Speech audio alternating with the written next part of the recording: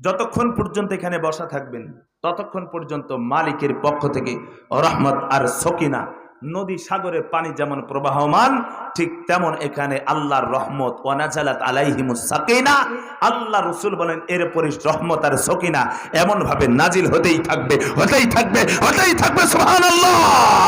এই পৃথিবীর ও আকাশের মালিক তুমি রহমান, তোমার দয়া মোদের মাঝে নদীর মতোই বহমান।